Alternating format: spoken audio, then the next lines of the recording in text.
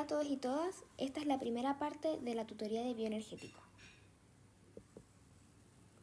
En cuanto al resultado de aprendizaje, nosotros esperamos que en esta cápsula logren identificar los primeros procesos involucrados en la respiración celular. Esta es nuestra hoja de ruta, donde en esta primera parte veremos los primeros procesos de la respiración, como el ambiente intracelular acuoso y la glucólisis. Antes es importante recordar cuál es el objetivo de este proceso. La finalidad de la respiración celular es la obtención de energía. Los reactantes de esta reacción son la glucosa y el oxígeno, y los productos son CO2 o dióxido de carbono, agua y energía. La molécula encargada de almacenar la energía obtenida es el adenosintrifosfato o ATP, que cabe destacar que es un nucleótido que, como dice el nombre, está unido a 3 grupos fosfato. En su estado inactivo es en forma de ADP, que es el adenosin difosfato, quien pierde un fosfato desde su estado activo, y esa reacción se llama desfosforilación. El ATP participa en la transferencia de energía en distintos procesos que ocurren en la célula. Este mecanismo ocurre por medio de una desfosforilación de ATP por parte de una quinasa, otorgando este grupo fosfato libre a la molécula que se desea fosforilar. En el caso de las proteínas, la fosforilación o desfosforilación provoca un cambio conformacional de la molécula, induciendo su activación o inactivación, ya que la función de una proteína se relaciona directamente con el nivel de plegamiento que toma. Generalmente son las quinasas quienes se encargan de intervenir con los grupos fosfato. Las quinasas son enzimas esenciales que juegan un papel crucial en la regulación de los procesos biológicos y fisiológicos dentro de la célula. Un ejemplo que tenemos del uso de ATP como mediador de transferencia de energía es la bomba sodio-potasio ATPasa. Esta se encarga de mover los iones mencionados en contra de su gradiente de concentración, por lo que se necesita energía externa para activar el mecanismo. Se busca mantener los niveles bajos de sodio y altos de potasio dentro de la célula.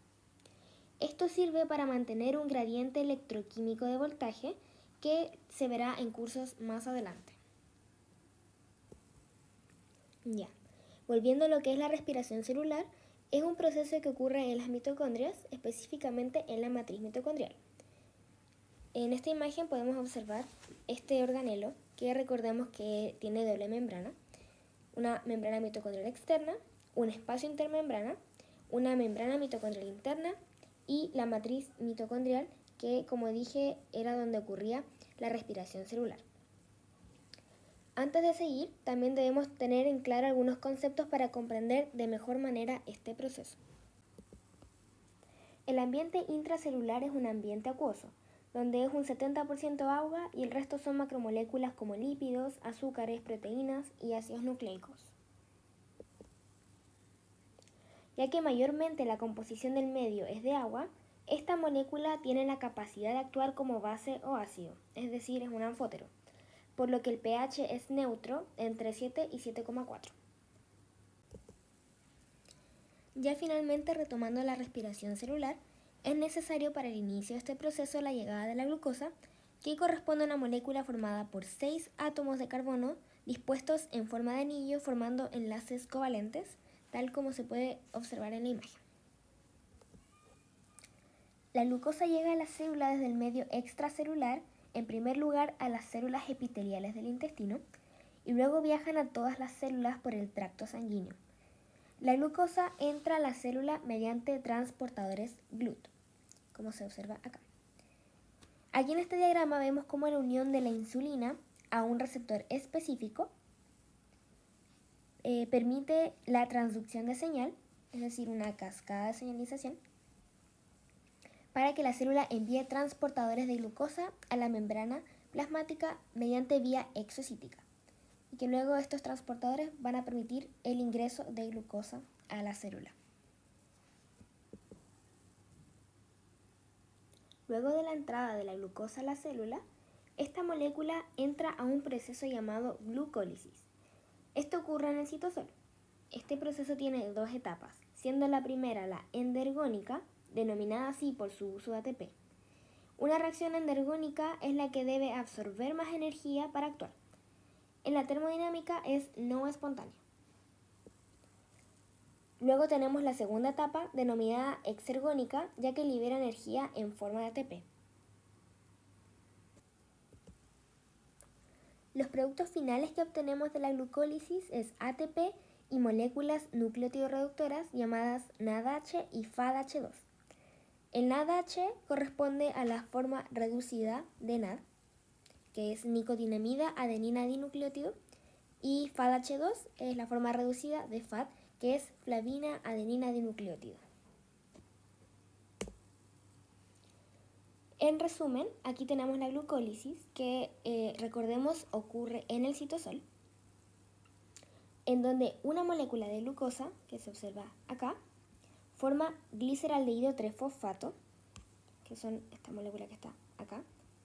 Prácticamente la parte de la mitad y le agrega un fosfato, gracias a la hidrólisis de 2 ATP, que estaría formando 2 ADP.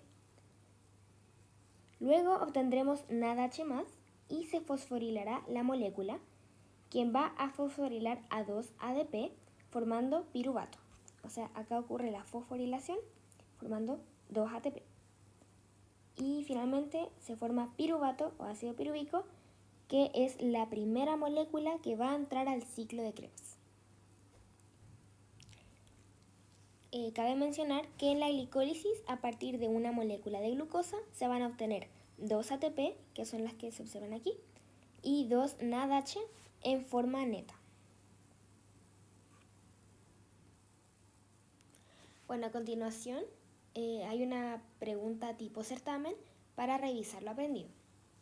Todas las células del organismo son capaces de reconocer la glucosa desde el medio extracelular e ingresarla a su citoplasma como a través de una proteína transportadora denominada. Voy a dar unos segundos para que puedan responder a esta pregunta.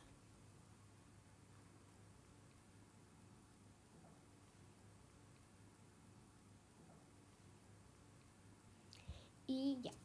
También pueden pausarlo si necesitan más tiempo, pero la alternativa correcta es la letra C.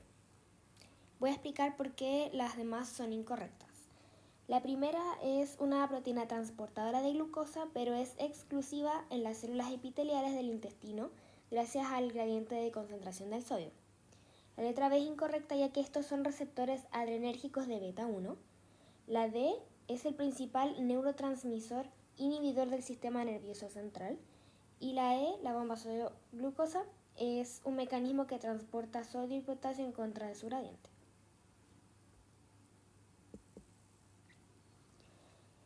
A modo de resumen, en esta primera cápsula pudimos ver conceptos generales que nos permitirán comprender posteriormente los siguientes procesos de la respiración celular. Primero vimos lo que es el ATP y su función, luego la composición del medio en el que ocurren algunas reacciones. También repasamos la estructura interna de la mitocondria y qué procesos ocurren en cada lugar en específico. Por último, vimos la primera etapa de la respiración celular, qué moléculas son las reactantes y los productos de esta reacción y dónde serán destinados. Bueno, eso fue todo por esta cápsula, espero que hayan aprendido y cabe destacar que esta es la primera parte de nuestra tutoría de bioenergética, por lo que nos vemos en la siguiente cápsula.